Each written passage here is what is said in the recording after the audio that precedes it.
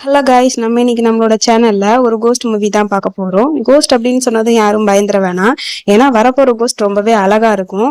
ஏன் அப்படி சொல்றேன் அப்படின்னா, இந்த மூவில ஃபர்ஸ்ட் ஹீரோ தான் கோஸ்டா வரப்போறான். சரி வாங்க நம்ம இப்ப மூவிக்குள்ள போலாம். மூவியோட ஸ்டார்டிங்லே செகண்ட் ஹீரோ படுத்து தூங்கிட்டு இருக்கான். இவனோட பேரு ஜின்னன். இவனை ஜின்னன் கூப்பிடலாம். இப்ப ஜின் படுத்து தூங்கிட்டு இருக்கும் போது அந்த இடத்துக்கு நம்மளோட ஃபர்ஸ்ட் ஹீரோ வரான். அவன் அப்படியே கிட்ட வந்து ஏதோ காது கிட்ட சொல்ற மாதிரி இருக்கு. அப்படியே கட் பண்ணி அடுத்த சீன்ல இதுக்கு முன்னாடி என்ன நடந்தது அப்படிங்கறத தான் காட்டுறாங்க. ஜின் ஒரு புது வீட்டுக்கு வந்திருப்பான். அந்த புது வீட்டெல்லாம் சுத்தி பார்த்துட்டு, இந்த வீட்டுக்கு இதெல்லாம் ரொம்பவே அதிகம், என்னால அவ்வளவு காசு எல்லாம் கொடுக்க முடியாது அப்படின்னு சொல்லும் போது அந்த புரோக்கர் வந்துட்டு, இங்க பாருப்பா, நீ கொடுக்குற 800 ரூபாய்க்கு இதுவே வந்து ரொம்ப ஜாஸ்தி, அதனால கொஞ்சம் அட்ஜஸ்ட் பண்ணிக்கோ அப்படின்னு சொல்றாங்க. இப்ப ஜின் கிட்டயுமே நிறைய காசு இருக்காது. அதனால இவனும் சரி அப்படின்னு சொல்லிடுறான். உடனே அவங்களும் அப்படின்னா சரி, இந்த கான்ட்ராக்ட் பேப்பர்ல சைன் போட்டுரு அப்படின்னு சொல்லிட்டு சைனை வாங்கிட்டு அங்க இருந்து கிளம்பிடுறாங்க. அதுக்கப்புறம் ஜின் ரூம் எல்லாம் சுத்தி பார்த்துக்கிட்டு இருக்கான். பரவாயில்ல, இந்த இடம் நல்லா தான் இருக்கு அப்படின்னு சொல்லிட்டு ஒரு ஸ்கிரீன் ஓபன் பண்ணி பாத்துக்கிட்டு இருக்கான். அப்போன்னு பார்த்து பின்னாடி இருந்து ஒரு சவுண்ட் கேக்குது. நீ யாரு அப்படின்னு சொல்லிட்டு இவனும் திரும்பி பாக்குறான். ஃபர்ஸ்ட் ஹீரோ இவன் கிட்ட நிக்கிறான். திருப்பி அந்த சீன் அப்படியே கட் பண்ணா நைட்டு ஜின்னு தூங்கிட்டு இருக்கான். அப்படி தூங்கிட்டு இருக்கும் போது அந்த இடத்துக்கு ஃபர்ஸ்ட் ஹீரோவுமே வந்துட்டு, நீ என்ன கொல்றதுக்கு ட்ரை பண்றியா அப்படின்னு சொல்லி கேக்குறான். இதை கேட்டு ஜின்னும் பார்த்துட்டு போய் எந்திக்கிறான். ஆனா ஜின்னுக்கு வந்து இது உண்மையா இருக்கிற மாதிரி தெரியல, கனவு மாதிரிதான் தெரியுது. அவன் அப்படியே கண்ணாடி கிட்ட போய் நின்னுட்டு, கனவா இது, என்னமோ எல்லாமே எனக்கு உண்மையா நடக்கிற மாதிரியே ஃபீல் ஆகுது அப்படின்னு சொல்லிட்டு இவன் வந்து நினைச்சிட்டு இருக்கும் போது அந்த நேரம் பார்த்து ஆபீஸ்ல இருந்து போன் பண்றாங்க. உன்னை இன்னைக்கு ஆபீஸ்க்கு சீக்கிரமா வான்னு சொன்னா இவ்வளவு லேட் பண்ணிட்டு இருக்கேன்னு சொல்லிட்டு ஜின்னை திட்டுறாங்க. அதனால ஜின்னு சாரி சார், நான் ஏதோ இப்ப வந்துடுறேன் அப்படின்னு சொல்லிட்டு பதறி அடிச்சுட்டு அங்க இருந்து கிளம்புறான். அப்படி கிளம்பும் போது கூட அந்த ஃபர்ஸ்ட் ஹீரோ அதே இடத்துல நின்று ஜின்னியே தான் பாத்துக்கிட்டு இருக்கான். அதுக்கப்புறம் ஜின்னு ஆபீஸ்க்கு வந்த பிறகும் ரொம்பவே தூங்கி தூங்கி வலிஞ்சுக்கிட்டு இருக்கான். அப்ப அவனோட ஃப்ரெண்ட் அவனோட கன்னத்துல ஜில்லுன்னு கூல் ட்ரிங்க்ஸ் வச்சுட்டு, எதுக்குடா இப்படி தூங்கி தூங்கி வலிஞ்சுக்கிட்டு இருக்க, நைட் எல்லாம் ஒழுங்கா தூங்கலையா அப்படின்னு கேட்டுட்டு இருக்கான். அப்ப ஆப்போசிட்ல வேலை பார்க்குற ஒரு பொண்ணு வந்துட்டு, அம்மா உன்னோட கண்ணுல எல்லாம் டார்க் சர்க்கிள் வந்திருக்கே, நைட்டு நீ சரியா தூங்கலையா, ஒருவேளை நீ ட்ரீம்ல ஏதாவது செக்ஸியான கோஸ்ட பாத்தியா அப்படின்னு கேக்குறா. ஜின்னுமே சீச்சி அப்படியெல்லாம் எதுவும் இல்ல அப்படின்னு சொல்லிக்கிட்டு இருக்கான். அப்ப பக்கத்துல இருக்கிற ஃப்ரெண்டு வந்துட்டு, உனக்கு அப்படி ஏதாவது தோணுச்சு அப்படின்னா இதை வச்சுக்கோ, இதை வச்சு நைட்டு தூங்குறதுக்கு முன்னாடி ப்ரே பண்ணிட்டு அதுக்கப்புறமா தூங்கு, கெட்ட கனவு எதுவுமே உன்கிட்ட வராது அப்படின்னு சொல்லிட்டு அவனும் சொல்றான். இவனும் சரின்னு சொல்லிட்டு அதை வாங்கிட்டு நைட்டு தூங்குறதுக்கு முன்னாடி, கடவுளே எனக்கு கெட்ட கனவு எதுவுமே வரக்கூடாது, உங்களோட ஆசீர்வாதம் எனக்கு முழுமையா இருக்கணும் அப்படின்னு சொல்லிட்டு அவனும் படுத்து தூங்குறான். ஆனா அப்படி இருந்து இந்த ஃபர்ஸ்ட் ஹீரோ விடல. அப்படியே நைட்டு தூக்கத்துல அவனோட கழுத்தை பிடிச்சு நெரிக்கிற மாதிரி எனக்கு ஃபீல் ஆகுது. இவனும் பார்த்துட்டு போய் எந்திக்கிறான். பார்த்தா எல்லாமே கனவு மாதிரி இருக்கு. அதுக்கப்புறம் திருப்பியும் கண்ணாடி முன்னாடி நின்று பாக்குறான். அப்ப ஃபர்ஸ்ட் ஹீரோ கழுத்தை பிடிக்கும் போது அடுத்தெல்லாம் கொஞ்சம் ரெட்டா மாறி இருக்கும். அந்த தடம் அச்சு மாறாம அப்படியே இருக்கு. இதை பார்த்து இவனுக்கு ஒரே ஷாக் ஆயிடுது. அப்படின்னா இது கனவா நிஜமா அப்படின்னு சொல்லி அவன் யோசிச்சுக்கிட்டு இருக்கான். அதுக்கப்புறம் இந்த பிரச்சனையை எப்படியே விடக்கூடாது அப்படின்னு சொல்லிட்டு புரோக்கருக்குமே கால் பண்ணி, இங்க பார், இந்த ரூம்ல என்னால சுத்தமா தூங்கவே முடியல, இங்க கோஸ்ட் இருக்கிற மாதிரி எனக்கு ஃபீல் ஆகுது, நான் இங்க இருக்கவே மாட்டேன், என்னோட காசை வந்து திருப்பி கொடுன்னு கேட்கும் போது அந்த புரோக்கர் வந்து, கொடுத்த காசு கொடுத்ததுதான், இதுக்கு மேல நான் அதை திருப்பி எல்லாம் கொடுக்க மாட்டேன், உனக்கு வேணா நீ காலி பண்ணிக்கோ, ஆனா நான் காசே தரமாட்டேன் அப்படின்னு சொல்லிடுறான். இவனும் என்ன பண்றதுன்னு தெரியாம நினைக்கும் போதுதான் அங்க இவனோட அண்ணனுமே வரான். ஜின்னுக்கு அண்ணன் இங்க வந்ததுல சந்தோஷம் எல்லாம் கிடையாது. எதுக்கு இங்க வந்தேன்னு தான் கேக்குறான். ஏன்னா அண்ணன் வந்து நிறைய இடத்துல கடன் வாங்கி வச்சிருப்பான். அந்த கடன் அடைக்கிறதுக்கு ஜின்னு கிட்ட தான் காசு கேட்டுட்டு இருப்பான். ஆனா அண்ணன் இதெல்லாம் வந்து பெருசாவே எடுத்துக்கிற மாதிரி இல்ல. வா, எதுவா இருந்தாலும் உள்ள போய் பேசிக்கலாம் அப்படின்னு சொல்லிட்டு 2 பேரும் ரூம்குள்ள போறாங்க. இப்ப ஜின் கேக்குறான், இந்த வாட்டி யார்கிட்ட கடன் வாங்கிட்டு வந்த, அதை திருப்பி கொடுக்கறது உங்ககிட்ட காசு இல்லையான்னு கேட்கும் போது அண்ணன் வந்துட்டு, என்னை பார்த்தா உனக்கு என்ன அப்படியே தெரியுது, அப்படிலாம் எதுவும் இல்ல, அது மட்டும் இல்லாம ஒரு 2 நாள் மட்டும்தான் நான் இங்க தங்குவேன், அதுக்கப்புறம் இங்க இருந்து போயிடுவேன் அப்படின்னு சொல்றான். ஆனா இவன் வந்து அதை ஒத்துக்க மாட்டேங்கிறான். இப்ப அண்ணன் வந்துட்டு, ஒரு நிமிஷம் இரு, உன்னை பாக்குறதுக்கே இப்ப ஏதோ வித்தியாசமா இருக்கு, ஏதோ வெளுத்த போன மாதிரி இருக்கு, உன்னோட எனர்ஜி எல்லாம் போன மாதிரி ரொம்பவே டயர்டா நீ தெரியற அப்படின்னு சொல்லி பேசிக்கிட்டு இருக்கும் போதே அந்த இடத்துக்கு வந்து ஒரு கடங்காரன் வந்துட்டு அண்ணனை வந்து கூப்பிடுறான். டேய், கடனை வாங்கிட்டு இங்க ஓடி போய் ஒளிஞ்சுக்கிட்டா எனக்கு தெரியாதுன்னு நினைக்கிறியா, ஒழுங்கா கதவை தரடா, என்னோட காசை கொடுடான்னு கேட்டுக்கிட்டு இருக்கான். அப்ப அண்ணன் வந்துட்டு, இங்க பாரு, நான் இங்க இருக்கிறது சொல்லாத அப்படின்னு சொல்லிட்டு ஜன்னலை வந்து ஓபன் பண்றான். அப்பதான் ஜீன் சொல்றான், இங்க பாரு, குதிச்சு குதிச்சு தொலைஞ்சிடாத, இது 3வது ஃப்ளோர் அப்படின்னு சொல்றான். அதனால அண்ணனும் வேற வழி இல்லாம ஜின் கிட்டே வந்துட்டு, இங்க பாரு, எப்படியாவது நீதான் இதுல இருந்து என்னை காப்பாத்தணும், சும்மா டோரை ஓபன் பண்ணி ஏதாவது பேச்சு மட்டும் கொடு அப்படின்னு சொல்லிட்டு ஜின்னை அனுப்பி வைக்கிறான். ஜின்னும் கதவை ஓபன் பண்ணி என்ன வேணும்னு கேக்குறான். கடன் கொடுத்தவனுமே, உன்னோட அண்ணன் எங்க, உன்னோட அண்ணனை தேடிதான் வந்தோம், என்கிட்ட காசு கொடுக்காம அவன் ஏமாத்திக்கிட்டு இருக்கான்னு சொல்லும் போது அண்ணன் வேகமா ஜின்ன அவங்க மேல தள்ளி விட்டுட்டு அங்க இருந்து ஓடிடுறான். பாவம், கடைசியா ஜின் தான் அவங்க கிட்ட மாட்டிக்கிறான். அதுக்கப்புறம் எல்லா இடத்துலயுமே செக் பண்ணி பாக்குறாங்க, காசு ஏதாவது கிடைக்குமா அப்படின்னு சொல்லிட்டு. எந்த இடத்துலயுமே காசும் கிடைக்கல. கிடைக்கல. அதுக்கப்புறம் ஜின் கிட்ட வந்து தேடி பாக்குறாங்க. ஜின் கிட்டயும் காசு இல்ல. அதனால டென்ஷன் ஆகி ஜின்னோட அம்மா அப்பா போட்டோ எடுத்து உடைக்க ஆரம்பிக்கிறாங்க. ஜின்னும் உடைக்காதீங்க அப்படின்னு சொல்லிட்டு தடுக்கிறதுக்கு ட்ரை பண்றான். ஆனா அவங்க வந்து உடைச்சுக்கிட்டே இருக்கிறாங்க. அதுக்கப்புறம் ஜின்னு அடிக்கிறதுக்கு வரும்போது அங்க ஃபர்ஸ்ட் ஹீரோவுமே வந்துடுறான். அவன் மேல கை வைக்காத அப்படின்னு சொல்லும் போது இவனை வந்து திரும்பி பார்த்துட்டு யார் ராணி அப்படின்னு கேக்குறான். ஆனா ஹீரோ பதில் எதுவுமே சொல்லாம அவனோட கழுத்தை பிடிச்சி அப்படியே மேல தூக்கி ஆரம்பிச்சிடுறான். பக்கத்துல இருக்கிற இன்னொருத்தனும் பொருள் எடுத்துட்டு அவனை அடிக்கலான்னு வரும்போதுதான் அவன் வந்து கண்டிப்பா மனுஷனா இருக்க முடியாது, பேயா தான் இருக்கணும் அப்படின்னு சொல்லிட்டு இவன் கண்டிப்பா பேய் தான், இந்த வீட்டுல பேய் இருக்கு அப்படின்னு சொல்லிட்டு உளுந்தடிச்சு ஓடிடுறாங்க. அதுக்கப்புறம் ஜின்னை தூக்கி கட்டில படுக்க வச்சுட்டு அப்படியே ஃபர்ஸ்ட் ஹீரோ அவனை பாத்துக்கிட்டே இருக்கான். அதுக்கப்புறம் அம்மா அப்பா போட்டோவையும் எந்த இடத்துல இருந்துச்சோ அதே இடத்துல வச்சுட்டு அவன் திருப்பியும் மறைஞ்சு போயிடுறான். அதுக்கப்புறம் கொஞ்ச நேரம் கழிச்சு ஜின்னும் கண்ணு முழிச்சு பாக்குறான். அவனுக்கு நடந்ததெல்லாம் உண்மையா எல்லாம் பொய்யான்னு தெரியல அப்படின்னு சொல்லிட்டு ரொம்பவே குழப்பமா இருக்கு. அதுக்கப்புறம் சுத்தி இருக்கிற திங்ஸ் எல்லாம் பாக்குறான். அம்மா அப்பா போட்டோவெல்லாம் பாக்குறான். அதே மாதிரி ஃபர்ஸ்ட் ஹீரோ இவன் கண்ணு முன்னாடி வந்ததையும் வச்சு யோசிச்சு பார்த்துட்டு இதெல்லாம் உண்மைதான் போல அப்படின்னு சொல்லிட்டு ஃபர்ஸ்ட் ஹீரோவை பத்தி யோசிச்சுக்கிட்டே இருக்கான். அதுக்கப்புறம் ஆபீஸ்க்கும் கிளம்பி போயிடுறான். நைட்டும் ஆயிடுது. ஆனா வீட்டுக்கு இன்னும் போகவே இல்லை. அதே இடத்துலதான் உட்கார்ந்து இருக்கான். அப்ப அவனோட மைண்டுக்குள்ள அவன் கண்டிப்பா வந்து மேல் கோஸ்டா தான் இருக்கணும். ஆனா அவன் என்ன இது வரைக்கும் எதுவுமே பண்ணலையே, என்னை வந்து ப்ரொடெக்ட் பண்றான், எதுக்காக இப்படி எல்லாம் பண்ணணும் அப்படின்னு சொல்லிட்டு பல விதமான யோசனை அவனுக்குள்ள போய்கிட்டு இருக்கு. கூடவே இன்னைக்கு வேற வீட்டுக்கு போனோம் அப்படின்னா அந்த பேய் கூட குடும்பம் நடத்தணுமேன்னு சொல்லி ரொம்பவே பயந்துகிட்டு இருக்கான். அப்போன்னு பார்த்துதான் அந்த ஃப்ரெண்ட் அங்க வரான். இவனோட பேரு வந்து சென்னு. இப்ப சென்னு ஜின் கிட்ட நீ வீட்டுக்கு போகலையான்னு கேட்கும் போது இல்ல நான் இனிமேதான் வீட்டுக்கு போகணும் அப்படின்னு சொல்றான். அப்ப இவன் கையில இருக்கிற தழும்பெல்லாம் பார்த்துட்டு உன்னோட உடம்புல என்ன இப்படி தழும்பா இருக்கு, இதை சரி பண்றதுக்கு நான் ஃப்ரிட்ஜ்ல இருந்து ஐஸ் பேக் வேணா எடுத்துட்டு வரவான்னு கேட்கும் போது இவன் அதெல்லாம் வேணாம் நான் பாத்துக்கிறேன் நீ கிளம்பு அப்படின்னு சொல்லிடுறான். அதனால சென்னும் அங்க இருந்து கிளம்பிடுறான். இவனும் வீட்டுக்கு கிளம்பிடுறான். அப்படியே ஜின்னு அவனோட வீட்டுக்கு போய்கிட்டு இருக்கும் போது ரோட்ல ஒரு ஆன்டி உட்காந்துட்டு சும்மா ஒரு 4 மெழுகுவத்தி ஏத்தி வச்சுட்டு கையில ஒரு செருப்பையும் வச்சுட்டு கெட்ட சக்தியெல்லாம் வெளியே போயிடணும் அப்படின்னு சொல்லிட்டு தரையில தட்டிக்கிட்டு இருப்பாங்க. இவனும் அதை வித்தியாசமா பாக்குறான். அதுக்கப்புறம் அந்த ஆன்டி கிட்டயுமே போய் கேக்குறான், நீங்க எதுக்கு இப்படி பண்ணிக்கிட்டு இருக்கீங்க, பேயெல்லாம் விரட்டிட்டு இருக்கீங்களான்னு கேட்கும் போது இந்த ஆன்டி வந்துட்டு இங்க பாரு உன்னோட வீட்டுல ஏதோ அமானுஷ்யமான விஷயம் உனக்கு இருக்கிற மாதிரி தெரியுதா, உன்னோட வீட்டுல என்ன இருக்கு அப்படிங்கிறது எனக்கு நல்லாவே தெரியும், நீ அதுல இருந்து தப்பிக்கணும் அப்படின்னா நான் சொல்ற மாதிரி பண்ணு அப்படின்னு சொல்லிட்டு சின்ன பை எடுத்து குடுக்குறாங்க. இவனும் அதை வாங்கிட்டு வீட்டுக்குள்ள போறான். அப்பதான் ஆன்டி அவன்கிட்ட சொன்னது ஞாபகத்துக்கு வருது. அந்த பையில வந்து ஒரு சிசர் இருக்கு. அந்த சிசரால அந்த பேயை குத்தணும் அப்படின்னா அந்த பேய் வந்து அதோட போயிடும், திருப்பி உன்னோட வீட்டுக்கு வராது அப்படின்னு சொல்லியிருப்பாங்க. இவனும் சரின்னு தைரியமா அதை ஓபன் பண்ணி கையில எடுத்து வச்சுட்டு அவன் வருவானான்னு சொல்லி தேடிக்கிட்டே இருக்கான். இப்ப திடீர்னு ஃபர்ஸ்ட் ஹீரோ அங்க வந்து நிக்கிறான். ஜின்னுக்கு ரொம்பவே பயமாயிடுது. அப்ப அந்த ஃபர்ஸ்ட் ஹீரோ அவனை செவுத்துல சாச்சிட்டு அவனை பயம்படுத்துவான்னு பார்த்தா செடியூஸ் பண்ற மாதிரி கிட்ட போய்கிட்டு இருக்கான். அப்ப ஜின் சொல்றான், இங்க பாரு ஒழுங்கா என்கிட்ட இருந்து போயிடு, என் கையில இருக்கிற சிசரால உன்னை ஒரு குத்து குத்துனா போதும், நீ இருக்கிற இடம் தெரியாம போயிடுவ அப்படின்னு சொல்லும் போது இவனுக்கு வந்து கடுப்பாயிடுது. அப்படின்னா சரி உன் கையில இருக்கிற சிசரை வச்சு என்ன குத்து, இந்த பிரச்சனையை இன்னையோட நம்ம முடிச்சிடலாம் அப்படின்னு சொல்லிட்டு அந்த சிசரை வச்சு அவன் வயிற்றுக்கிட்ட எடுத்துட்டு வரான். ஆனா ஜின்னால குத்த முடியல. அவன் அப்படியே அந்த சிசரை கீழே போட்டுடுறான். அதுக்கப்புறம் ஃபர்ஸ்ட் ஹீரோ ஜின் மேலேயே மயங்கி விழுந்துடுறான். அப்ப ஜின்னோட கையிலயும் ஃபர்ஸ்ட் ஹீரோவோட கையிலயும் ஒரு ரெட் கலர் கயிறு மாதிரி கனெக்ட் ஆன மாதிரி காட்டுறாங்க. அப்படியே கட் பண்ணி அதுக்கு அடுத்த நாள் காலையில ஹீரோ கோஸ்ட் பக்கத்திலேயே தான் நின்னுகிட்டு இருக்கான். பட் அப்படி இருந்தாலும் ஜின்னுக்கு அது பெரிய விஷயமாவே தெரியல. அவன் ரொம்பவே கேஷுவலா பல்லெல்லாம் விளக்கிட்டு ஏற்கனவே என்னோட வாழ்க்கையில சின்ன சின்ன பிரச்சனை இருக்கதான் செய்யுது அப்படின்னு சொல்லிட்டு அவன் நினைக்கிறான். அதே நேரம் இந்த பேய் வந்து அவனோட மனசுல நான் தாண்டா உன்னோட பெரிய பிரச்சனையே அப்படின்ற மாதிரி நினைக்கிறான். ஜின் வந்து அவனோட மனசுல நமக்கு வந்து தேவை நிறைய இருக்கு, சோ அதனால ஒழுங்கா போனஸை வாங்குறதுக்கு கரெக்டான டைமுக்கு வேலைக்கு போயிடணும் அப்படின்னு சொல்லிட்டு கிளம்புறதுக்கு ட்ரை பண்றான். அப்ப இந்த ஹீரோவுமே அவனை ஸ்டாப் பண்ணிட்டு நான் உங்ககிட்ட கொஞ்சம் பேசணும் அப்படின்னு சொல்லும் போது இவன் வந்துட்டு இங்க பாரு என்கிட்ட அதுக்கெல்லாம் டைம் இல்ல, நான் வந்து சீக்கிரமா ஆபீஸ்க்கு போகணும் அப்படின்னு சொல்லிட்டு வேக வேகமா ஆபீஸ்க்கு கிளம்பி போயிடுறான். இப்ப இந்த ஹீரோவோட கையில ரெட் கலர் கயிறு இருக்குல்ல அது வந்து ஆக்டிவ் ஆக ஆரம்பிக்குது.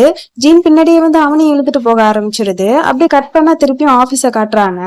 ஆபீஸ்ல ஜின்னுக்கு முன்னாடியே இந்த கோஸ்ட் வந்து உட்கார்ந்துருக்கான். அதான் அவனோட சீட்லயே வந்து உட்கார்ந்துருக்கான். ஜின்னுக்கு இதை பார்த்து ரொம்பவே ஷாக் ஆயிடுது. நீங்க என்ன பண்ற அப்படின்னு கேக்குறான். அங்க இருக்கிற மேனேஜர் வேற ஏன்பா ஜின்னு காலங்காத்துல எதுக்குப்பா இப்படி கத்திக்கிட்டு இருக்க அப்படின்னு கேக்குறாங்க. அதனால இவனுக்கு என்ன பண்றதுன்னு தெரியாம அவனை ஓரமா அனுப்பி விட்டுட்டு இவன் ரொம்பவே கேஷுவலா ஒர்க் பண்ற மாதிரி ஆக்ட் பண்ண ஆரம்பிக்கிறான். அப்படியே கொஞ்ச நேரம் கழிச்சு இந்த பேயை ஓரமா தள்ளிட்டு வந்து இப்ப நீ இங்க எதுக்காக வந்தேன்னு கேட்கும் போது இந்த பேய் ஹீரோ வந்துட்டு எனக்கு என்னமோ நம்ம 2 பேரும் நேத்துல இருந்து ஒன்னா சிக்கிக்கிட்ட மாதிரி இருக்கு, நம்மளால திருப்பியும் தனித்தனியா ஆக முடியாதுன்னு எனக்கு தோணுது அப்படின்னு சொல்றான். ஜின்னுக்கு இதை கேட்டு செம கடுப்பாயிடுது. அப்படின்னா இதுக்கு ஒரு சொல்யூஷனே இல்லையான்னு கேட்கும் போது இவன் வந்து ரொம்பவே கேஷுவலா, இங்க பாருப்பா தம்பி, அதை நீ நேத்து நைட்டே வந்து யோசிச்சிருக்கணும். ஒழுங்கா அந்த சிசரை வச்சு என்ன குத்து குத்துன்னு சொன்னனே, குத்தி இருந்தா இவ்வளவு பிரச்சனை உனக்கு வந்திருக்குமா அப்படின்னு கேக்குறான். இதுக்கு ஜின் வந்து, நான் குத்தி இருந்தானா அப்புறம் நீ ஒரேடியே இங்க இருந்து போயிருப்ப, அதனாலதான் நான் அதை பண்ணல. சரி இப்ப என்ன பண்றது, இதுக்கு ஏதாவது சொல்யூஷன் கண்டுபிடி அப்படின்னு சொல்லும் போது இந்த பேய் ஹீரோ வந்துட்டு, நான் எப்படி இறந்தேன், என்னை யாரு கொன்னாங்க அப்படிங்கறது எதுவுமே எனக்கு சுத்தமா ஞாபகம் இல்ல. இப்ப நீ இதெல்லாம் எனக்கு கண்டுபிடிக்கிறதுக்கு ஹெல்ப் பண்ணணும்னு வச்சுக்கோயேன், நம்ம 2 பேரும் சேர்ந்து சீக்கிரமா வந்து அவங்கள கண்டுபிடிச்சிட்டோம் அப்படின்னா நானும் உன்னை வேகமா வந்து விட்டுருவேன், நான் உன்கிட்ட இருந்து தூரமா போயிடுவேன் அப்படின்னு சொல்றான். இது ஜின்னுக்கும் சரியாதான் படுது, அதனால இவனும் சரின்னு சொல்லிடுறான். அதுக்கப்புறம் தான் ஒரு விஷயத்த பத்தி யோசிச்சு பாக்குறான். இவனுக்கு இந்த பேயோட பேர் வந்து தெரியாதுல்ல, அதனால அந்த பேய் கிட்ட போயிட்டு, இங்க பாரு நான் எப்ப பார்த்தாலுமே உன்னை ஏ வா போ நீன்லாம் கூட்டிட்டு இருக்க முடியாது, அதனால என்னோட பேர் வந்து ஜின்னு, உன்னோட பேர் என்ன அப்படின்னு கேக்குறான்.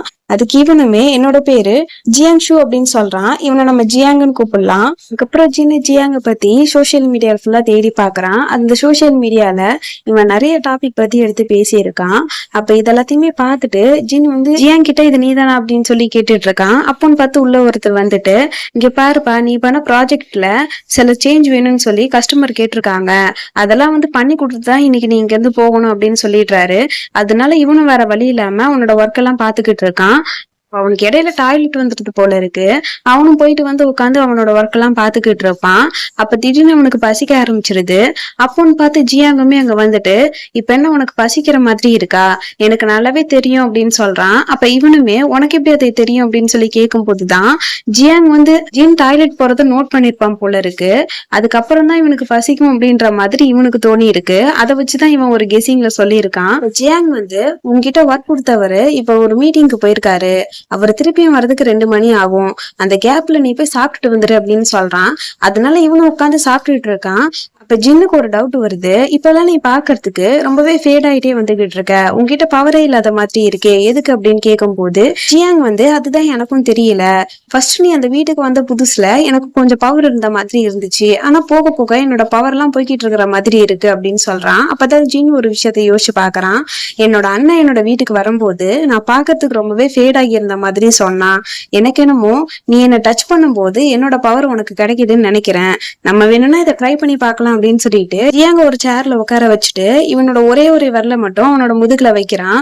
உனக்கு இப்ப ஏதாவது ஃபீல் ஆகுதான்னு கேட்கும் போது ஜியாங் வந்து எனக்கு எதுவும் பெருசா ஃபீல் ஆகல அப்படின்னு சொல்றான்.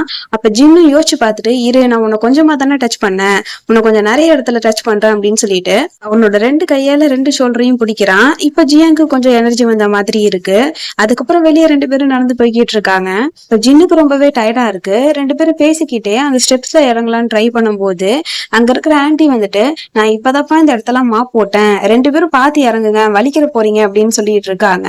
இவங்க 2 பேரும் கீழே இறங்கிடுறாங்க. அப்பதான் ஜின்னுக்கு வந்து ஒரு யோசனை, இப்ப ஜியாங் வந்து இவனோட கண்ணை தவிர வேற யாரு கண்ணுக்குமே தெரிய மாட்டான், ஆனா இப்ப இந்த ஆன்டி வந்து 2 பேருன்னு சொன்னாங்கல்ல, அதனால இவன் யோசிச்சு பார்த்துட்டு அந்த ஆன்டி கிட்ட, இப்ப இங்க எத்தனை பேர் இருக்கிறதா நீங்க சொன்னீங்கன்னு கேக்குறான். அவங்களும் 2 பேருன்னு சொல்றாங்க. அதுக்கப்புறம் தான் இவன் வந்து அவனை தொட்டா இவன் வந்து எல்லாரு கணக்கும் தெரியறான் அப்படிங்கிற மாதிரி ஜின்னுக்கு தோணுது. இதை பத்தி ஜியாங் கிட்ட சொல்றான், நான் உன்னை தொட்டேன் அப்படின்னா நீ எல்லாரு கணக்கும் தெரியற அப்படின்னு, நீ கண்டிப்பா செத்துருப்பியா இல்லையா அப்படிங்கறது எனக்கு டவுட்டா இருக்கு அப்படின்னு சொல்றான்.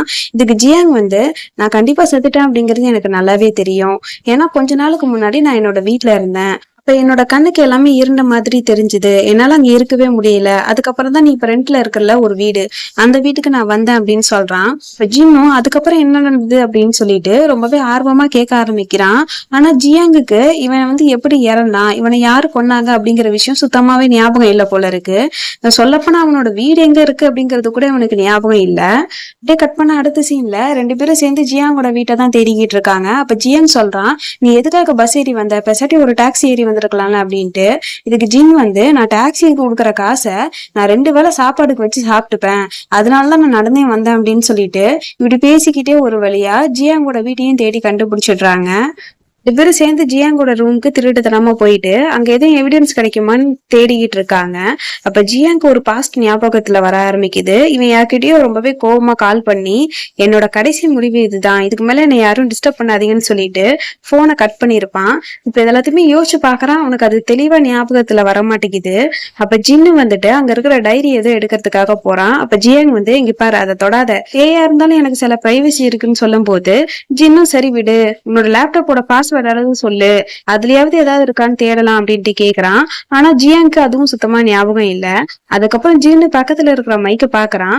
இது எதுக்காக வச்சிருக்க அப்படின்னு கேட்கும்போது ஜியாங் வந்து அது ஒண்ணும் இல்ல, நான் கொஞ்சம் நல்லா பாடுவேனா, அதனாலதான் பாடுறதுக்காக வச்சிருக்கேன் அப்படின்னு சொல்றான்.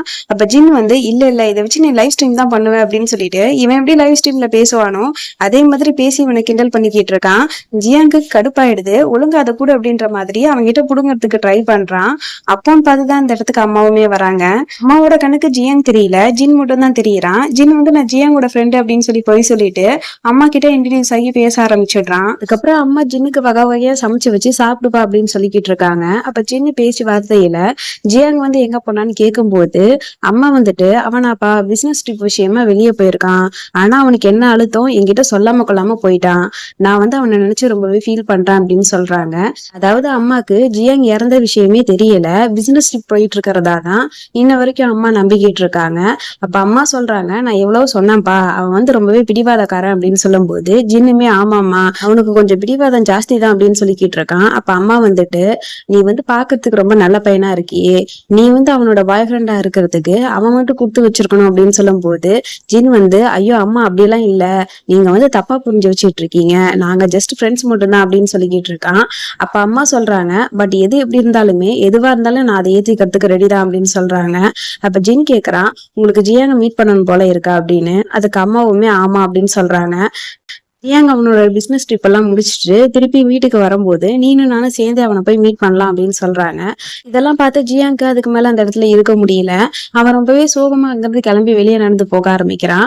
அப்ப ஜின்னு வந்துட்டு அம்மா ஒரு நிமிஷம் இருங்க, இப்ப நான் இதை வந்துடுறேன் அப்படின்னு சொல்லிட்டு வேகமா ஜியாங்க போய் ஸ்டாப் பண்ணிட்டு எதுக்காக இங்க இருந்து கிளம்புறேன்னு கேட்கும் போது ஜியாங் வந்து என்னோட அம்மா வந்து நல்லாவே பொய் சொல்றாங்க, எனக்கு அவங்க மேல நம்பிக்கை இல்லை அப்படின்னு சொல்லிட்டு அவங்க பொய் சொல்ற மாதிரி ஜியாங் வந்து தப்பா புரிஞ்சுக்கிட்டு இருக்கான்.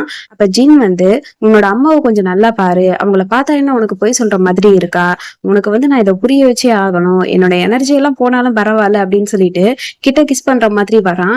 அப்ப ஜியாங் வந்து தடுக்கிறான், என்ன பண்ற தள்ளி போ அப்படின்னு சொல்லிட்டு. ஆனா இவன் வந்து கேட்க மாட்டேங்கிறான், டக்குனு அவனை பிடிச்சி கிஸ் பண்ணிடுறான். அதனால ஜியாங் எல்லாரோட கணக்குமே தெரிய ஆரம்பிக்கிறான்.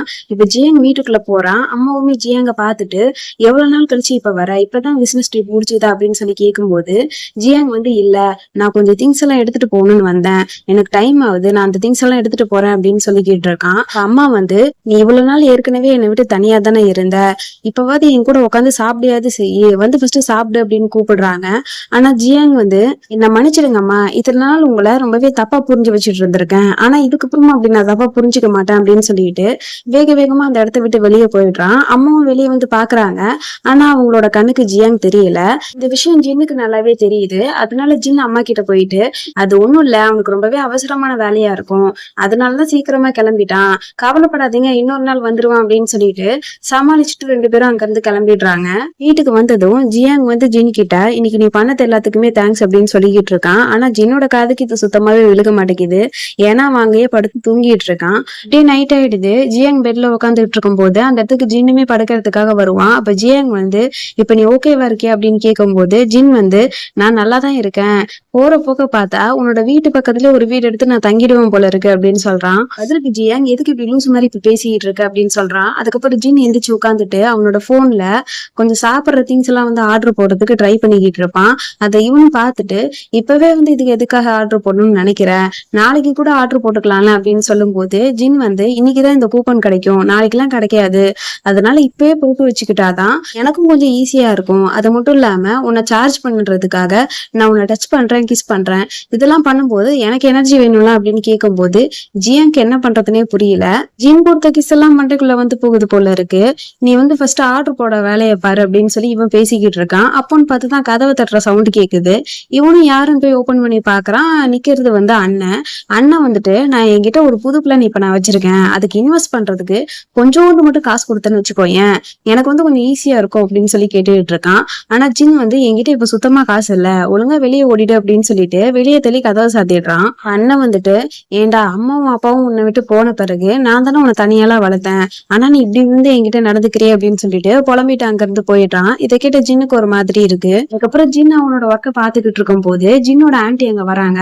உன்னோட அண்ணன் என்கிட்ட இருந்து காசு வாங்கிட்டு கொடுக்கவே மாட்டேங்கிறான், ஒழுங்கா அவன் வாங்கின காசை நீயாவது கொடு அப்படின்னு சொல்லி ஜின் கிட்ட சண்டை போட்டுக்கிட்டு இருக்காங்க. அப்போன்னு பார்த்து மேனேஜர் வேற வராங்களா.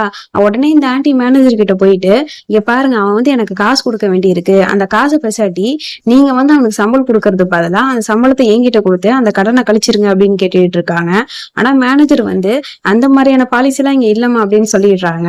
அப்போன்னு பார்த்துதான் சென்னுமே இங்க வந்துட்டு, இங்க வாங்க ஆன்ட்டி இந்த தண்ணியை குடிங்க, உங்களை கொஞ்சம் கூல் டவுன் பண்ணிக்கோங்க அப்படின்னு சொல்லிட்டு மெதுவா ஆன்ட்டியை அந்த சைடு தள்ளிட்டு போயிடுறான். அதுக்கப்புறம் ஜின்னு வீட்டுக்கு வந்துட்டு சமைக்கிறதுக்கு வந்து ரெடி பண்ணிக்கிட்டு இருப்பான். அப்ப ஜியாங்கும் உள்ள வந்துட்டு நீ ஓகேவா இருக்கியான்னு கேட்கும்போது ஜின் வந்து நான் ஓகேவா தான் இருக்கேன், எது என்ன நடந்தாலும் நம்மளோட எனர்ஜியை நம்ம தானே கூட்டிக்கணும், அதுக்காக தான் நான் சமைச்சிட்டு இருக்கேன் அப்படின்னு சொல்லிட்டு அவன் வெளியே போயிடுறான். அப்ப ஜியாங்கும் அவன் பக்கத்துலயே உட்காந்துட்டு, உனக்கு டைம் சரியில்லை அப்படிங்கறதுனால எப்பவுமே உனக்கு டைம் சரியில்லாம இருந்துராது, உனக்கும் நல்ல நேரங்கிறது வரதானே போகுது அப்படின்னு சொல்லும் போது ஜின் வந்து எனக்கு இப்படி லெக்சர் எடுத்துக்கிட்டே இருக்காது அப்படின்னு சொல்லி கேட்டிருக்கான். அப்ப ஜியாங் வந்து உனக்கு காசு தேவைப்படுது அப்படின்னா அதை நீ என்கிட்ட கூட கேட்கலாமே அப்படின்னு சொல்றான்.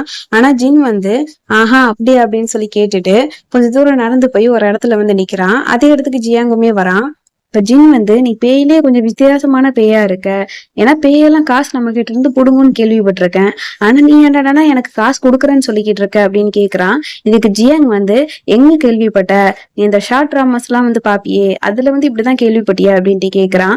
ஜின் வந்து கொஞ்சம் ஃபீல் பண்ணிட்டு, நான் வந்து சின்ன வயசுல இருக்கும் போது என்னோட அம்மாவும் அப்பாவும் என்னை விட்டு போயிட்டாங்க, அதுக்கப்புறம் என்னோட அண்ணன் தான் வளர்த்தான், பட் இருந்தாலும் அவனால எனக்கு எந்த பிரச்சனையுமே கிடையாது, இப்ப நான் தான் அவனை பாக்குற சூழ்நிலையில இருக்கேன் அப்படின்னு சொல்றான். இதுக்கு ஜியாங் வந்து அதுக்கு நீதான் காரணம் அப்படின்னு சொல்றான்.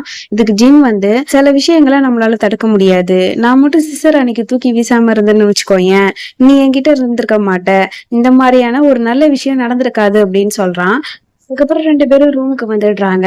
2 பேரும் எதுவும் பேசிக்கல, அப்படியே ஒருத்தர் மாத்தி ஒருத்தர் அப்படியே அமைதியா உட்காந்துக்கிட்டு இருக்காங்க. அப்போ பார்த்து திருப்பியும் கதவு தட்டுற சவுண்டு கேக்குது. ஜின்னும் ஓபன் பண்ணி பாக்குறான். வழக்கம் போல அண்ணன் தான் வந்துட்டு எனக்கு காசு கொடு அப்படின்னு கேக்குறான். இப்ப ஜின் வந்து அம்மா அப்பா போனதுக்கு அப்புறத்துல இருந்து நீ என்ன வளர்த்துருக்க, அது எனக்கு நல்லாவே தெரியும், என்னோட காலேஜ் ஃபீஸ் ஸ்கூல் ஃபீஸ் அப்படின்னு சொல்லிட்டு எல்லாத்துக்குமே நீ கஷ்டப்பட்டிருக்க, எனக்கு அது நல்லாவே புரியுது, அதனால இப்போதைக்கு என் கையில இருக்கிற அமௌண்ட்டை உன்கிட்ட கொடுக்குறேன், இந்த அமௌண்ட்டை வந்து நீ வச்சுக்கோ, இதுக்கப்புறம் நீ என்கிட்ட அமௌண்ட் கேட்டு வந்தேன்னு வச்சுக்கோயேன் நான் போலீஸ்க்கு கால் பண்ணிடுவேன், அதனால நான் மனசு மாறுறதுக்குள்ள இங்க இருந்து ஒழுங்கா ஓடிடு அப்படின்னு சொல்லிட்டு கதவை லாக் பண்ணிடுறான். ஜியாங் ஜின்னோட தலையில கை வைக்கிறான். ஜின் வந்து எதுக்கு எப்ப பார்த்தாலும் இப்படி என் தலையிலேயே கை வைக்கிற, கையெடு அப்படின்னு சொல்லிட்டு தேங்க்ஸ் அப்படின்னு சொல்றான். இவன் தான் அவனுக்கு கொடுக்கறதுக்கு காசு கொடுத்துருப்பான் போல இருக்கு. அதுக்கப்புறம் 2 பேரும் சோஃபால வந்து உட்காடுறாங்க. அப்ப ஜியாங் சொல்றான், உன்னோட அண்ணன் காசு வாங்கிட்டான, இதுக்கப்புறம் உன்னை வந்து டிஸ்டர்ப் பண்ண மாட்டானன்னு சொல்லும் போது ஜின் வந்து நீ நினைக்கிற மாதிரிலாம் கிடையாது, அவன் திரும்ப எப்ப வேணாலும் வருவான் அப்படின்னு சொல்றான். அப்பதான் ஜியாங் வந்து அப்படின்னா கேமரா மாட்ட வேண்டியதானே, அப்படின்னா நாளைக்கெல்லாம் ஏதாவது பிரச்சனைனா கூட அந்த ஃபுட்டேஜை நம்ம போலீஸ் கிட்ட கொடுக்கலாம் அப்படின்னு சொல்லும் போது ஜின்னு வந்துட்டு ஆமா நீ சொல்றதும் கரெக்ட் தான், கேமரா மாட்டலாமோ அப்படின்னு யோசிக்கிறான். அதே நேரம் ஜியாங்குக்கு வந்து கேமராவா அப்படின்னு சொல்லிட்டு என்னோட பழைய மெமரி எல்லாம் கொஞ்சம் ஞாபகம் வர ஆரம்பிக்குது. இவனோட ரூம்ல இவன் 4 பக்கமும் கேமரா மாட்டி வச்சிருப்பான் போல இருக்கு. அந்த கேமராவை நம்ம எடுத்து செக் பண்ணா எனக்கு என்ன நடந்தது அப்படிங்கறத நம்ம தெரிஞ்சுக்கலாம் அப்படின்னு சொல்லிட்டு இவன் வந்து இவனோட லேப்டாப்லயே பாஸ்வேர்ட் எல்லாம் போட்டு ஓபன் பண்ணி பாக்குறான். இல்ல ஜியாங்கோட பிசினஸ் பார்ட்னர் ஒருத்தன் உள்ள வந்துட்டு இவனோட ரூம் ஃபுல்லாவே எதையோ தேடிக்கிட்டு இருக்கான். இதை ஜின்னும் பார்த்துட்டு இவன் யாருன்னு கேட்கும் போதுதான் ஜியாங் வந்து இது என்னோட பிசினஸ் பார்ட்னர் அப்படின்னு சொல்றான். அது மட்டும் இல்லாம இவனுக்கு இருக்கிற ஒரே ஃப்ரெண்டு இவன் மட்டும் தானா. ஜின் வந்து இப்ப இவன் உன்னோட ரூம்ல என்ன பண்ணிட்டு இருக்கான், எதை தேடிட்டு இருக்கான்னு கேட்கும் போது ஜியாங் வந்து அது வேற ஒண்ணும் இல்ல, என்கிட்ட ஒரு யூஎஸ்பி இருந்துச்சு, அது ரொம்பவே முக்கியமானது, அந்த பொருளை தேடிதான் இவன் இங்க வந்திருக்கான் போல அப்படின்னு இவன் சொல்றான்.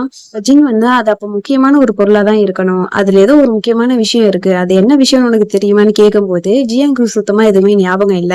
அப்பதான் ஜின் சொல்றான், இப்ப அவன் உன்னோட வீட்டுல தானே தேடிக்கிட்டு இருக்கான், இப்ப மட்டும் நம்ம அவனை போய் புடிச்சோன்னு வச்சுக்கோயேன், அவன் எதுக்காக இங்க வந்தான் அப்படிங்கறத அவன்கிட்டயே நம்ம கேட்டு தெரிஞ்சுக்கலாம் அப்படின்னு சொல்லிட்டு 2 பேரும் சேர்ந்து ஜியாங்கோட வீட்டுக்கு போறாங்க. அங்க போய் பார்த்தா ஜியாங்கோட பெட்ரூம் ரூம் டோருக்கெல்லாம் பாஸ்வேர்ட் போட்டு லாக் பண்ணி வச்சிருக்கான். இதை பார்த்த ஜின்னுக்கு கடுப்பாகுது, யாராவது பெட்ரூமுக்கு போய் இந்த மாதிரி டோர் போட்டு பாஸ்வேர்ட் போட்டு வச்சிருப்பாங்களா, முதல்ல பாஸ்வேர்ட் என்னன்னு சொல்லு அப்படின்னு கேட்கும்போது 88899 சொல்றான். அதுக்கேத்த மாதிரி இவனும் நம்பர் போட்டு பாக்குறான். பார்த்தா லாக் ஓபன் ஆயிடுது. 2 பேரும் சேர்ந்து உள்ள போறாங்க. ஜின் பென்ட்ரைவ் பென்ட்ரைவ் எங்க வச்சிருக்கேன்னு கேட்கும்போது ஜியாங்க அங்க ஒரு போட்டோ ஃப்ரேம் இருக்குல்ல அதுக்கு பின்னாடிதான் வச்சிருக்கேன் அப்படின்னு சொல்றான். இவன் அந்த பென்ட்ரைவை கையில எடுத்துடுறான். அப்போன்னு பார்த்து அந்த பிசினஸ் பார்ட்னர் வர அந்த இடத்துக்கு வந்துடுறான். இந்த ஜியாங் நோட் பண்ணிட்டு அவன் வந்துட்டான், சீக்கிரமா எங்கேயாவது போய் ஒளிஞ்சுக்கோன்னு சொல்றான். அதனால இவனும் வேக வேகமா கட்டில கீழே போய் ஒளிஞ்சுக்கிறான். அதுக்கப்புறம் இவன் பாத்ரூம்குள்ள போனதுக்கு அப்புறமா இவன் மெதுவா வெளியே வரான். வெளியே வந்து ஓடலாம் அப்படின்னு சொல்லிட்டு கதவை திறந்து வெளியே ஓடிடுறான். ஆனா அதுக்குள்ள அவன் ஓடுறான் அப்படிங்கிறத பாத்துடுறான். பாத்துட்டு பின்னாடி இவனும் ஃபாலோ பண்ணிட்டே வரான்.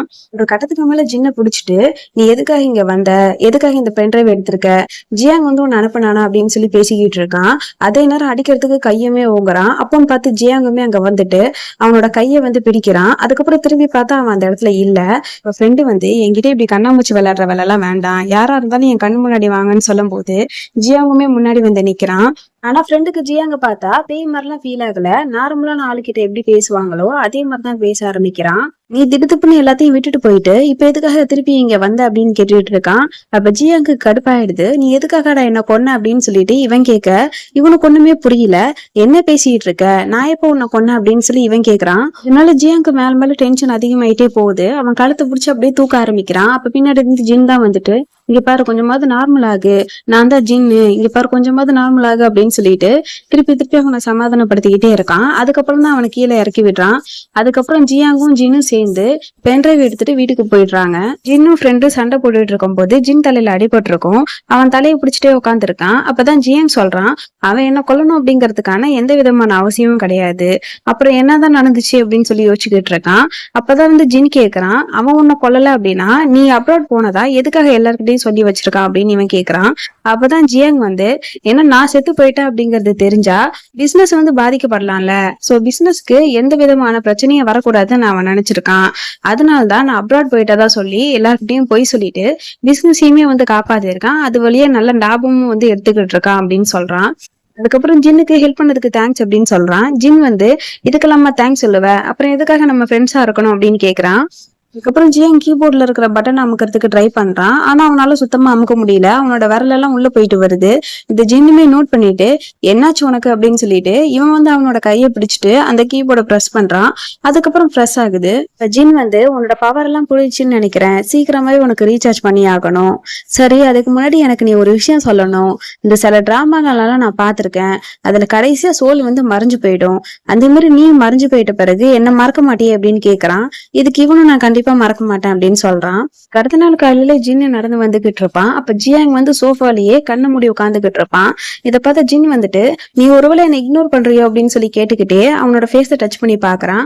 அப்பதான் தெரியுது அவனோட உடம்புல சுத்தமா எனர்ஜி இல்லை அப்படின்னு சொல்லிட்டு இவனும் அவன் பக்கத்துலயே உட்காந்துட்டு, கவலைப்படாத, உன்னோட எனர்ஜி எப்பெல்லாம் டவுன் ஆகுதோ அப்பெல்லாம் உன்னோட எனர்ஜியை என்னால ஏத்த முடியும், நான் அதுக்கான ஏற்பாட்டை பண்றேன் அப்படின்னு சொல்லிட்டு அவனோட 2 காலையும் மேல தூக்கி போட்டுட்டு கை 2த்தையும் ஏதோ தியானம் பண்ற மாதிரி பண்ணி வச்சு பாக்குறான். ஆனா எனர்ஜி வந்து அவனுக்கு கிடைக்கல. அதுக்கப்புறம் சரின்ட்டு இவன் வந்து எனர்ஜி வரணும் அப்படின்னு சொல்லி என்னென்னமோ பண்ணி பாக்குறான். அவனோட முதுகுலாம் அடிச்சு பாக்குறான். அப்போ அவனுக்கு சுத்தமா எனர்ஜியே இல்ல. அதுக்கப்புறம் யோசிச்சு பாக்குறான், என்ன பண்ணலாம் அப்படின்னு சொல்லிட்டு. அப்பதான் வந்து கடைசியா அன்னைக்கு இவனை வந்து இவன் கிஸ் பண்ணிருப்பான்ல, அது வந்து இவனுக்கு ஞாபகம் வருது. சரி கடைசியா அதே பண்ணிடலாம் அப்படின்னு சொல்லிட்டு இவனு கிட்ட போய் ஒரே ஒரு கிஸ் மட்டும் தான் கொடுக்குறான். அதுக்கப்புறம் கண்ணை திறந்து பாக்குறான்னு செக் பண்ணும் போது அவன் கண்ணை திறக்கவே மாட்டேங்கிறான். இதனால இவனு ஜியாங் ஜியாங் சொல்லி பேரை சொல்லி கூப்பிட்டுக்கிட்டே இருக்கான். அப்ப திடீர்னு ஜியாங் ஜின்னை பிடிச்சி டக்குனு கிஸ் பண்ண ஆரம்பிச்சிடுறான். அப்படியே கட் பண்ண அடுத்த சீன்ல கிஸ் பண்றதுக்காக கிட்ட வந்தவன் இன்னும் ஜின்னை விட்டு பிரியாம அவன் கூடயே வந்து சுத்திக்கிட்டு இருக்கான். ஜின்னுக்கு ஷோல்டர் எல்லாம் வடிக்குது. நீ எப்ப பார்த்தாலும் எதுக்கு இப்படியே வந்து தொங்கிட்டு இருக்க, கொஞ்சம் தள்ளி வந்து நடக்கலாம்ல அப்படின்னு சொல்லி அவன் புலம்பிக்கிட்டே நடந்து வந்துகிட்டு இருக்கான். அப்ப ஜியாங்கோட கண்ணுக்கு ஒரு லேடியோட உருவம் கிராஸ் பண்ணி போற மாதிரி தெரியுது. அது ஜியாங்கோட கண்ணுக்கு மட்டும் தான் தெரியுது, ஜின்னோட கண்ணுக்கு தெரியல. இப்படி இவங்க 2 பேரும் நடந்து வந்துகிட்டு இருக்கும் போது ஜின் இதுக்கு முன்னாடி சீன்ல ஒரு ஆன்ட்டிய பாத்திருப்பாங்கல்ல, அதே ஆன்ட்டிய பாக்குறான். அந்த ஆன்ட்டி கிட்ட பேசுறதுக்காக போறான். அப்ப அந்த ஆன்ட்டி ஜின் கிட்ட நான் உன்னை திருப்பி மீட் பண்ணிட்டேன்னு சொல்லும் போது ஜின் வந்து, அன்னைக்கு என்கிட்ட நீங்க ஒரு சிசர் கொடுத்தீங்கல்ல, அந்த சிசர் எல்லாம் அந்த சோலை வந்து நான் குத்தல, நான் அவனை வந்து இன்னும் உயிரோட தான் வச்சிருக்கேன். அப்பப்போ அவனோட எனர்ஜி வந்து டவுன் ஆகிட்டே வருது, இதுக்கு நான் என்ன பண்றதுன்னே தெரியல, இதுக்கு ஏதாவது வேற வழி இருக்கா, அவனை நான் திருப்பி மீட் எடுக்க முடியுமான்னு கேக்குறான். அப்ப அந்த ஆன்ட்டி வந்துட்டு, இதுக்கு வேற வழியே கிடையாது, நீ வந்து எப்பவுமே அவன் கூடவே இரு, அதை வச்சு அவன் கொஞ்சம் கொஞ்சமா சார்ஜ் ஆயிப்பான், ஆனா இது சீக்கிரமா நடக்காது, கொஞ்ச நாள் கழிச்சு அவன் கொஞ்சம் நல்லா ஆயிடுவான் அப்படின்னு சொல்றாங்க. சொல்றாங்க. இவனும் சரின்னு கேட்டுட்டு அங்கிருந்து கிளம்புறதுக்காக போறான். அப்ப ஆன்ட்டி இவன்கிட்ட ஏதோ ஒண்ணு குடுக்குறாங்க. இவனும் அதை வாங்கிட்டு அங்கிருந்து கிளம்புறான். அதுக்கப்புறம் ஜீனு வழக்கம் போல ஆபீஸ்க்கு போயிட்டு அங்க காஃபி எடுத்து ஊத்திக்கிட்டு இருப்பான். அப்ப திடீர்னு ஜியாங் பின்னாடி இருந்து ஹக் பண்ணதுமே அவன் கையில இருக்கிற காஃபி கொட்டிடுது. அதை பார்த்து அங்க இருக்கிற பொண்ணு வந்துட்டு, நீ என்ன பேய பார்த்த மாதிரி ஒவ்வொன்னா இப்படி பண்ணிக்கிட்டு இருக்க அப்படின்னு கேட்கவுமே அவனும் அமைதியா அங்க இருக்கிற டிஷ்யூ பேப்பர்லாம் எடுத்து தொடச்சிட்டு சிரிச்சுக்கிட்டே இருக்கான். அதுக்கப்புறம் ஆபீஸ்ல மீட்டிங் நடக்குது. இந்த மாதிரி எல்லா இடத்துலயுமே ஜியாங் வந்து ஜீன் கூடவே தான் சுத்திக்கிட்டு இருக்கான். ஒரு செகண்ட் கூட அவனை விட்டு பிரியவே மாட்டேங்கிறான். அப்படியே நைட்டும் ஆயிடுது. இப்பவும் ஜியாங் வந்து ஜீன் கூடவே தான் இருக்கான். அப்ப ஜீன் வந்து போன் பார்த்துட்டு இருப்பான். எப்ப பார்த்தாலும் என்ன இப்படி ஒட்டிக்கிட்டே இருக்காத, கொஞ்சம் தள்ளிப்படு, எனக்கும் கொஞ்சம் பிரைவசி வேணும்ல அப்படின்னு சொல்லிட்டு அவன் அவனோட போனை பார்த்துக்கிட்டு இருக்கான். ஜின்னுக்கு ஒரு டவுட் வருது. நீ சோசியல் மீடியால ரொம்பவே ஃபேமஸான ஆளு தானே, உனக்கு நிறைய ஃபேன்ஸ் இருப்பாங்கல்ல அப்படின்னு கேட்கும்போது ஜியாங் வந்து அப்படியே அமைதியா அவனோட போனை வாங்கி இவனோட அக்கௌண்ட்டை டைப் பண்ணி அதுக்கு பாஸ்வேர்டும் போட்டு உள்ள போய் காட்டுறான். அப்பதான் இவனுக்கு தெரியுது இவனுக்கு எந்த விதமான கேர்ள் ஃப்ரெண்ட்ஸும் இல்லை அப்படின்னு சொல்லிட்டு. அதனால ஜின்னுமே சரி சரி நீ நல்லவன் அப்படிங்கறத நான் ஒத்துக்கிறேன், பட் இருந்தாலும் என்ன வந்து உனக்கு இப்ப ஞாபகம் இருக்கா இல்லையா அப்படிங்கிறது தான் எனக்கு டவுட்டா இருக்கு அப்படின்னு சொல்றான். ஜியாங் உன்னோட பேரு ஜின்னு தானேன்னு கேட்கும்போது இவன் வந்துட்டு நீ என்ன இப்படி கிரிஞ்ச் பண்ற அப்படின்னு சொல்லிட்டு திருப்பி அவனோட போனை பார்க்க ஆரம்பிச்சிடுறான். அப்ப சைட்ல ஒருத்தரை காட்டுறாங்க. அந்த ஆளு ஜியாங் ஆன்லைன்ல வந்திருக்கா அப்படிங்கறத அப்படியே சிரிச்சுக்கிட்டே பார்த்துட்டு இருக்கிற மாதிரி இருக்கு. கடத்த நாள் காலையில நைட்டு ஃபுல்லா ஜின்னு வந்து ஃபோன் பார்த்து அவனோட டேட்டாவெல்லாம் முடிச்சிடுறான்.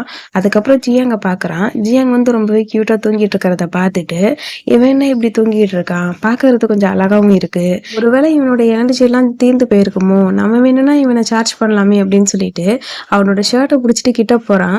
அப்ப திடீர்னு ஜியாங் கண்ணை முடிச்சுட்டு அவனோட கையெல்லாம் பிடிச்சிட்டு என்ன பண்ணிக்கிட்டு இருக்க அப்படின்னு சொல்லிட்டு அவனை தள்ளி விட்டுடுறான். இப்போ ஜின்னுமே நீ ரொம்ப நேரமா முழிக்கவே இல்லையில, அதனால உன்னோட சார்ஜ் எல்லாம் தீர்ந்து போயிருக்குமோ அப்படின்னு சொல்லி நினைச்சேன், அதனால தான் நான் சார்ஜ் பண்றதுக்காக கிட்ட வந்தேன் அப்படின்னு சொல்றான். உடனே ஜியாங் வந்து என்னதான் இருந்தாலும் நான் ஒரு கோஸ்ட் தானே அப்படின்னு சொல்லும் போது ஜின்னுக்கு வந்து கோவம் வந்துருது. நான் வந்து உன்னை அப்படி பார்க்கல அப்படின்னு சொல்றான். இப்போ ஜியாங்குமே அப்படின்னா நீ வேற என்ன மாதிரி என்னை பார்த்துட்டு இருக்கேன்னு கேட்கும்போது இவனால எந்த ஆன்சரும் பண்ண முடியல. அவன் அப்படியே கொஞ்சம் சைலண்டா இருந்துகிட்டு இருக்கான். அப்போன்னு பார்த்து திடீர்னு ஃபோன் கால் வருது சென்னிக்கிட்ட இருந்து. நான் உன்னோட வீட்டுக்கு வெளியே நின்றுட்டு இருக்கேன் அப்படின்னு சொல்லிட்டு இவனும் வந்து ஆன்சர் பண்ணாம சென்னை வந்து பார்க்கணும் அப்படிங்கிறதுக்காக டோர் ஓப்பன் பண்ணி விடுறான். என்ன ஜின் கிட்ட இந்த உனக்காக காஃபி வாங்கிட்டு வந்தேன், அது கொடுத்துட்டு போகலான்னு தான் வந்தேன் அப்படின்னு சொல்லிட்டு ரூமை சுத்தி பார்த்துட்டு இந்த ரூம் நல்லாவே இருக்கு அப்படின்னு சொல்றான். அதுக்கப்புறம் உனக்கு ஒரு விஷயம் தெரியுமா, இப்ப வரப்போட சாட்டர்டே நம்ம கம்பெனில ட்ரிப் பிளான் பண்ணிருக்காங்க, அந்த ட்ரிப்புக்கு மட்டும் நீ வந்தேன்னு வச்சுக்கோங்க ரெட் என்வலப் வந்து தராங்களாம், அதாவது காசு கொடுக்குறாங்களாம் அப்படின்னு சொல்றான். இதை கேட்டது இவனுக்கு ஜாலியாயிடுது. அப்படின்னு நான் கண்டிப்பா வரேன் அப்படின்னு சொல்றான். உடனே செங் வந்துட்டு அப்படின்னா சரி நீ ரெடி ஆகிரு, சாட்டர்டே மார்னிங் நான் வந்து உன்னை கூப்பிட்டுக்கிறேன் அப்படின்னு சொல்லிட்டு அவனும் அங்கிருந்து கிளம்பிக்கிறான். நைட் ஆயிடுது. ஜின் தூங்கிட்டு இருப்பான். அப்ப ஜியாங்கோட காதுக்கு நீ யாரு அப்படிங்கறத மறந்துட்டியா, நீ போய் ஜின்னை கொல்லு கொல்லு அப்படின்னு சொல்லிட்டு அவனோட காதுல கேட்க ஆரம்பிக்குது. இவனும் அவன்கிட்ட போறான். அவனோட கழுத்தை நெரிக்கிறான். ஆனா கொல்லல. அப்படியே பெட்ல இருந்து கீழே இறங்க ஆரம்பிச்சிடுறான். அப்ப ஜின்னுமே கண்ணு முடிச்சுட்டு இங்க என்ன நீ பண்ணிக்கிட்டு இருக்க, உன்னை பாக்குறதுக்கு ரொம்பவே சோர்வா தெரியுது, பேசாட்டி நீ என் பக்கத்துல வந்து படுத்துக்கோ, கொஞ்சம் சார்ஜ் ஏறின மாதிரி இருக்கும் அப்படின்ட்டு கேட்கறான். ஆனா ஜியாங் வந்து என்ன எப்ப பார்த்தாலும் உங்ககிட்டயே வந்து என்ன இருக்க சொல்ற, உன் நம்பியே நான் இருக்கிற மாதிரி இருக்கு, எனக்கு இது சுத்தமா பிடிக்கல அப்படின்னு சொல்லும்போது ஜின் வந்துட்டு நான் உன்னோட நலத்துக்காக தானே சொல்றேன் அப்படின்னு சொல்றான். இருந்தாலுமே ஜியாங் வந்து நீ எப்ப பார்த்தாலும் என்னை இப்படி பாவமா பார்க்கணுங்கிற அவசியம் கிடையாது, எனக்கு அதெல்லாம் ஒன்றும் தேவையில்லை அப்படின்னு சொல்லிட்டு கோச்சிக்கிறான். அதுக்கப்புறம் ஜின் கிளம்பி ட்ரிப்புக்கு போயிடுறான். அப்ப சென் வந்து அவன் கையில ஒரு ஃபுட் எடுத்து கொடுத்துட்டு இந்த இதை சாப்பிடு, நானே வந்து சமைச்சிருக்கேன் அப்படின்னு சொல்றான். இவனும் அதை கையில வாங்கி ஓரமா வச்சுட்டு நான் அப்புறமா சாப்பிட்றேன் அப்படின்னு சொல்லிட்டு கொஞ்சம் சோகமா இருக்கிற மாதிரியே உட்காந்துக்கிட்டு இருக்கான். அப்ப சென் அவனை பார்த்துட்டு நீ என்ன எப்ப பார்த்தாலும் இப்படி சோகமாவே இருக்க, உனக்கு எதுவும் பிரச்சனையா அப்படின்ட்டு கேட்குறான்.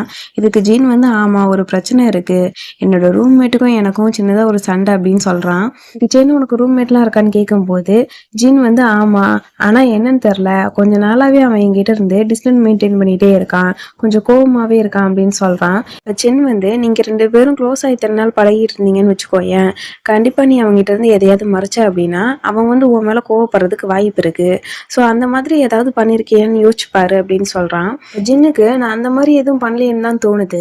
உடனே சென் வந்துட்டு அது பெரிய விஷயமா கூட இருக்கிறதுக்கு சான்ஸ் கிடையாது, அது ஒரு சின்ன ஹக்கா கூட இருக்கலாம் அப்படின்னு சொல்லிட்டு அவனை ஹக் பண்றான். இப்படி இவங்க 2 பேரும் பேசிக்கிட்டு இருக்கிறத மேல நிக்கிற ஜியாங்குமே பாத்துக்கிட்டு இருக்கான். அதுக்கப்புறம் ஜின் தனியா வந்து யோசிச்சு பாக்குறான். அப்பதான் ஜியாங் அவன்கிட்ட அப்படின்னா நான் உனக்கு யாரு அப்படின்னு கேட்டிருப்பான்ல, அது வந்து ஞாபகம் வருது.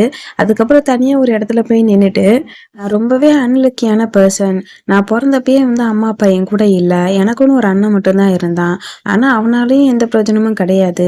கொஞ்ச நாள் கழிச்சு நீ வந்த, என்னோட லைஃப் கொஞ்சம் ஹாப்பியா மாறிட்டு இருந்துச்சு. ஆனா இப்ப என்னடானா நீ வந்து என்ன ஹர்ட் பண்ண ஆரம்பிச்சிட்ட. நீ என்ன ஹர்ட் பண்றத கூட நான் ஏத்துக்கிறதுக்கு ரெடியா தான் இருக்கேன். எதுவா இருந்தாலுமே நம்ம பேசி தீர்த்துக்கலாம். இப்ப என் கண்ணு முன்னாடி வா அப்படின்னு சொல்லிட்டு அவன் திரும்பி பாக்குறான். ஆனா அந்த இடத்துல ஜியாங் இல்ல. அப்போதுல இருந்தே அவன் ரொம்பவே சோகமாக ஆரம்பிச்சிடுறான். தனியா தான் தூங்குறான், தனியா தான் ஆபீஸ்க்கு போறான்.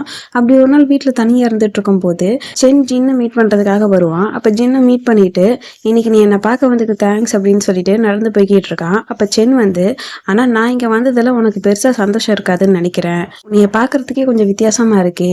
நீ வந்து ஜியாங் ஷிவ நினைச்சுதானே ரொம்ப ஃபீல் பண்ணிக்கிட்டு இருக்க அப்படின்னு சொல்லும் போது இதை கேட்டு ஜின்னுக்கு ரொம்பவே ஷாக் ஆயிடுது. அவனும் அப்படி உனக்கு தெரியும் அப்படின்னு இவன் கேட்கறான். அப்பதான் சென் வந்துட்டு, இப்ப அது முக்கியமான விஷயமே கிடையாது, அவனை வந்து யார் கொன்னாங்க அப்படிங்கிறது உனக்கு தெரியுமா? நான் தான் அவனை மொட்டை மாடியில இருந்து கீழே தள்ளி விட்டேன். இது வரைக்கும் அவனோட அழகான கண்ணால அவன் பார்க்காத ஒரே ஒரு ஆள் அப்படின்னா அது நான் மட்டும் தான் அப்படின்னு சொல்றான். அப்படியே கட் பண்ணி அடுத்த சீன்ல சென் வந்து ஜின்னை வேற ஒரு இடத்துக்கு கூட்டிட்டு போய் கட்டி போட்டு வச்சிருக்கான். ஜின் வந்து ஜியாங்கோட பேரையே சொல்லிக்கிட்டு இருக்கான். இதை கேட்ட சென்னுக்கு கடுப்பாயிடுது. கொஞ்சம் அவன் பேரை சொல்றதை நிறுத்திட்டியா? இப்ப நான் உன்னை எதுக்காக இங்க கொண்டு வந்திருக்கேன்னு தெரியுமா? நான் இவ்வளவு நாள் எதுக்காக உன்னை யூஸ் பண்ணிட்டு இருந்தேனாவது உனக்கு தெரியுமா? ஒரு டிராயிங் வரைகிறதுக்கு எப்படி பேப்பர் வந்து தேவைப்படுதோ அதே மாதிரிதான் நீ எனக்கு. அந்த மாதிரிதான் நான் உன்னை யூஸ் பண்ணிக்கிட்டேன். இப்ப நீ இருந்துட்டு இருக்கல, இந்த இடத்துக்கு எந்த ஆன்மா வந்தாலுமே அந்த ஆன்மாவை ஈஸியா என்னால கண்ட்ரோல் பண்ண முடியும். இப்போ நான் ஜியாங்கோட ஆன்மாவை கண்ட்ரோல் பண்ணணும் அப்படிங்கிறதுக்காக தான் உன்னை இங்கே கூட்டிகிட்டு வந்திருக்கேன். ஜியாங் வந்து நான் முதல்ல ஆன்லைனில் தான் பார்த்தேன். அவனோட பேச்சு எல்லாத்தையுமே நான் கேட்க மெதுவாக ரொம்பவே தைரியமானவனாக மாற ஆரம்பித்தேன். முன்னாடி நான் ரொம்பவே கோழையாக இருந்தேன், ஆனால் இப்போ வந்து அப்படி கிடையாது. ஆனால் ஜியாங் கிட்ட ஒரு குறை இருக்குது. அவன் யாரை பார்த்தாலுமே ரொம்ப பரிதாபப்படுவான், இறக்கப்படுவான். இது வந்து எனக்கு சுத்தமாக பிடிக்கலை. அதை கொஞ்சம் சேஞ்ச் பண்ணணும் அப்படிங்கிறதுக்காக தான் அவனை நானே கொலை பண்ணிட்டு உன் மூலியமாக அவனை திருப்பி வந்து வேற ஆளாக மாற்ற போகிறேன் அப்படின்னு சொல்லிட்டு ஒரு கத்தி எடுத்துட்டு வந்து ஜின் கிட்ட வர ஆரம்பிக்கிறான். அதே நேரம் ஜியாங்குமே அந்த இடத்துல தான் இருக்கான். இந்த ஜியாங்க வந்து இந்த சென் பையன் ஒரு கயிறால கட்டி போட்டு வச்சிருக்கான் போல இருக்கு. அதுக்கப்புறம் மெதுவா அவன் கிட்ட வந்துட்டு திருப்பியும் ஜியாங்க எனக்கு ஏத்த மாதிரி உருவாக்குறதுக்கு நீ வந்து வேணும் அப்படின்னு சொல்லிட்டு அவனோட கையில வந்து கத்தியால கோடு போட்டு விட்டுடுறான். ரத்தம் வர ஆரம்பிக்குது. அதுக்கப்புறம் ஜியாங் கிட்ட இப்போ நீ பண்ண வேண்டியது எல்லாமே நான் சொல்றதை கேட்டு நடந்துக்கிறது மட்டும்தான். அவனோட பிளட்டோட ஸ்மெல் ரொம்பவே நல்லா இருக்குல்ல, அந்த பிளட்டை போய் நீ எடுத்துக்கோ, மொத்தமா அவனை நீ வந்து எடுத்துக்கோ, புதுசா வந்து மாறிடுவ அப்படின்னு சொல்லிட்டு ஜியாங்க வந்து ஜின் கிட்ட அனுப்புறான். ஃபர்ஸ்ட் ஜியாங் ஜின்னோட கழுத்தை பிடிச்சி நெரிக்கிற மாதிரி தான் போறான். ஆனா நெரிக்க மாட்டேங்கிறான். அவங்க 2 பேத்துக்கும் இடையில ஒரு ரெட் கலர் கயிறு வந்து இருக்கும்ல, அந்த கயிறை வந்து அவுத்து விட்டுடுறான். இதை சென் எதிர்பார்த்திருக்கவே மாட்டான்.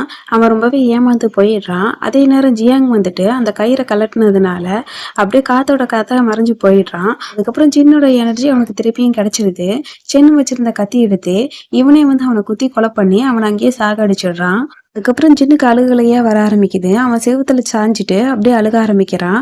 அப்பதான் போகிறதுக்கு முன்னாடி ஜியாங் வந்து ஜின்னோட காது கிட்ட வந்துட்டு, நீ வந்து உனக்கு என்ன பிடிக்குமோ அதெல்லாம் சாப்பிட்டுட்டு ரொம்பவே ஹாப்பியா இரு, என்ன மாதிரி மாறிடாத, அதாவது இறந்துடாத அப்படின்னு சொல்லிட்டு தான் அவன் அங்கிருந்து மறைஞ்சு போயிருப்பான். இப்போ எல்லாத்தையுமே நினைச்சு ரொம்பவே ஃபீல் பண்ண ஆரம்பிக்கிறான். அவங்களுக்குள்ள நடந்த பழைய விஷயம் எல்லாமே வந்து அவனுக்கு ஞாபகம் வர ஆரம்பிக்குது. ரொம்பவே ஃபீல் பண்ண ஆரம்பிக்கிறான். இதோட இந்த மூவி இங்க முடியுது அப்படின்லாம் நான் சொல்ல மாட்டேன். ஏன்னா இதை கேட்டு உங்களுக்கு கொஞ்சம் ஷாக்கா இருக்கும் அப்படிங்கிறது எனக்கும் தெரியும். ஏன்னா இந்த மூவி பார்க்கும்போது கூட எனக்கும் கூட அப்படிதான் இருந்துச்சு. என்னடா இது படம் அத்தோட முடிஞ்சுதா, 2 பேரும் ஒன்றும் சேரலையா அப்படின்னு சொல்லி ரொம்பவே வந்து குழப்பமா இருந்துச்சு. அதுக்கப்புறம் தான் போய் பார்த்தா கொஞ்சம் சீன்ஸ் அதுக்கு பின்னாடியும் பெண்டிங் இருந்துச்சு. இப்போ அந்த பெண்டிங் சீன்ஸை வந்து நம்ம பார்க்கலாம். ஜின் அவனோட ஃபோனில் ஏதோ பார்த்துக்கிட்டு இருப்பான். அப்போ இவனுக்கு ஜியாங் கிட்ட இருந்து ஒரு மெயில் வருது. இவனும் அதை ஓப்பன் பண்ணி பார்க்குறான். அதில் ஜியாங் அவனே பேசி ஒரு வீடியோ சென்ட் பண்ணியிருக்கான். நான் வந்து உனக்கு குட் பை சொல்றதுக்கான நேரம் வந்து வந்துருச்சு. நீனும் நானும் ரொம்ப நாளாவே ஒன்றா இருந்திருக்கோம். ஆனால் இப்போ என்ன பண்ணுறது, நம்ம 2 பேரும் சேர்ந்து எடுத்துக்கிட்ட ஃபோட்டோஸ் மட்டும் தான் என் கையில் இருக்குது. அதோட நல்ல மெமரிஸும் தான். ஆனால் அதை தவிர வேறு எதுவுமே இப்போ என் கையில் இல்லை. என்னதான் இருந்தாலும் ஒரு சில விஷயத்துக்கு நம்ம குட் பை சொல்லி தானே ஆகணும். ஆனால் இதில் உங்ககிட்ட சொல்லாத ஒரு சில விஷயமுமே இருக்குது. எது இப்படி இருந்தாலும் சரி, என்னை மட்டும் நீ மறந்துடாத அப்படின்னு சொல்லிட்டு அந்த வீடியோ வந்து கட் ஆகுது. இதை பார்த்து ஜின்னுக்கு கொஞ்சம் சந்தோஷமாக தான் இருக்குது. அவன் அப்படியே சிரிக்கிறான். அதுக்கு அடுத்த சீனில் என்ன நினச்சானே தெரில, ரொம்பவே சோகமாக ட்ரிங்க்ஸ் பண்ணிக்கிட்டு இருக்கான். அப்போ அந்த இடத்துக்கு ஜியாங்குமே வந்துட்டு நீ என்ன சந்தோஷமா இல்லையா, எதுக்காக இப்ப அழுதுகிட்டு இருக்க அப்படின்னு கேக்குறான். ஜின் வந்து நீ சொன்ன எல்லா விஷயமுமே நல்லா தான் இருந்தது, பட் இருந்தாலும் இப்ப நீ என்கிட்ட பொய்யெல்லாம் எதுவும் சொல்லலையே அப்படின்னு கேக்குறான். ஜியாங் வந்து நான் பொய்யெல்லாம் சொல்லல, இனிமே உன் கூட தான் இருக்க போறேன் அப்படின்னு சொல்றான்.